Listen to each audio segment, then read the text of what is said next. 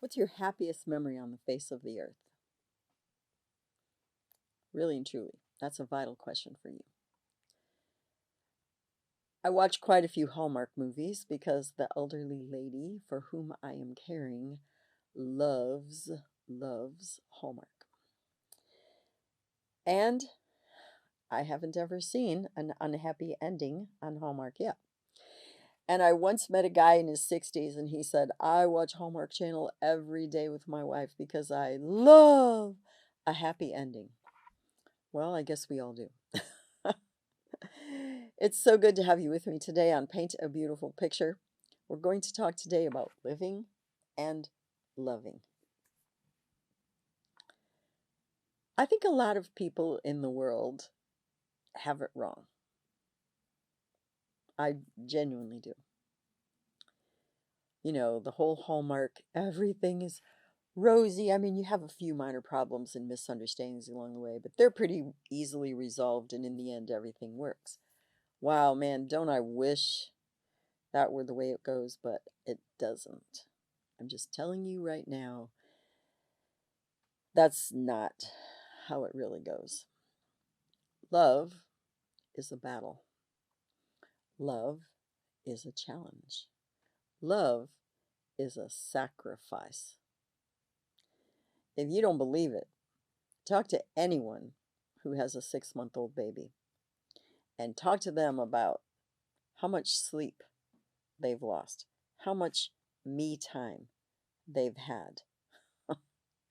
Yeah, love definitely is a sacrifice. Love is a lot of things that we are sometimes unwilling to talk about. I'm not really sure why that is. Maybe we want to live under our illusions rather than with reality. I don't know. But that's not very healthy because sooner or later those illusions get shattered and then we are deluded, or God help us all, absolutely disgusted that nothing went the way that we wanted it to.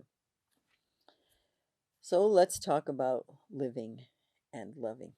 And we're going to do it specifically within the context of living within a family and loving there. Because you know what? If you can't love those people, you're going to have very, very little likelihood that you will ever love anyone outside of that sphere. How in the world do you do that? I think you have to look at those people realistically. We humans are so unbelievably fascinating.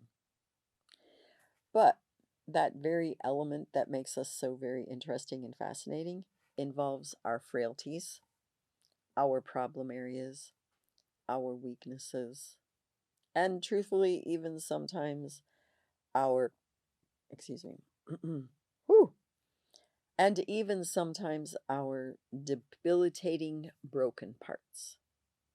And I do mean that with all sincerity. Some people's minds are broken.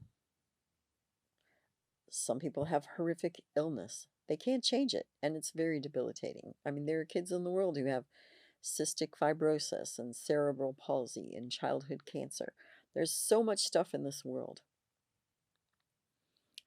and it's an element of who we are.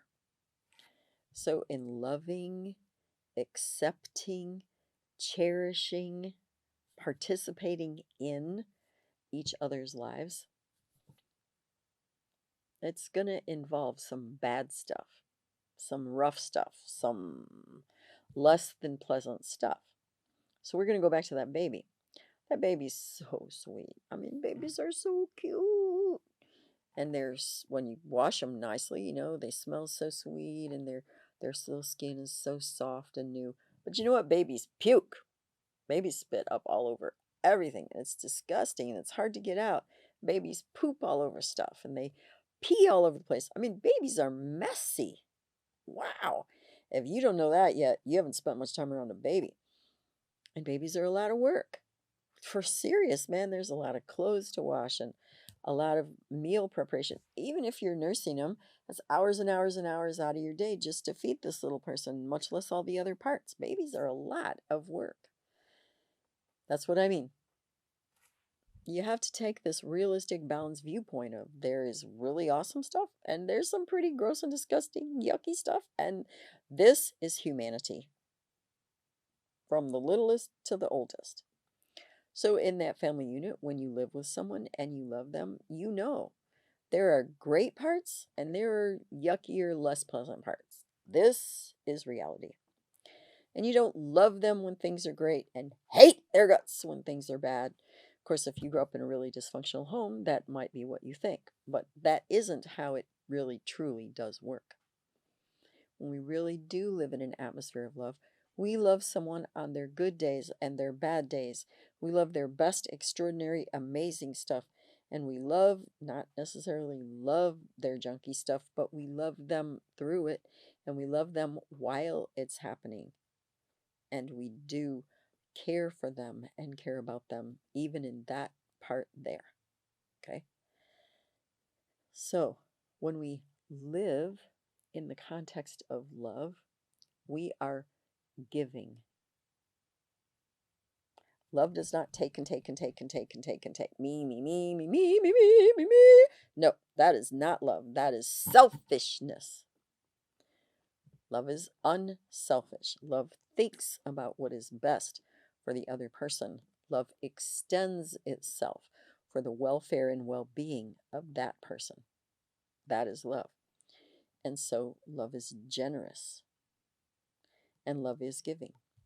And when we live in that context of love and we commit to it, then we really can have the potential of living in a healthy, pretty happy, meaningful environment.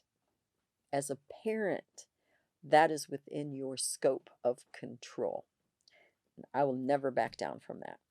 You establish your home, you set the parameters of your home, you actually have control over how that looks. My challenge question for you today is, are you living in a loving home? Are your children living in a loving home? I really pray that you are. In fact, I am going to pray for you. God, I really ask you that people understand this message today. They have the potential to establish and live in an environment of love in their own homes. Help them to understand how very much you love them and empower them to love one another, especially their children. In Jesus' name. Man, go out there and love your kids today. You may find additional information on our paintabeautifulpicture.com website. Additionally, you may watch me on Rumble, and you may also listen to a podcast on Buzzsprout or Spreaker, all under the name Paint a Beautiful Picture. If you like this video, please give me a thumbs up. You may subscribe, and if you are interested in receiving notifications, please hit the notifications button.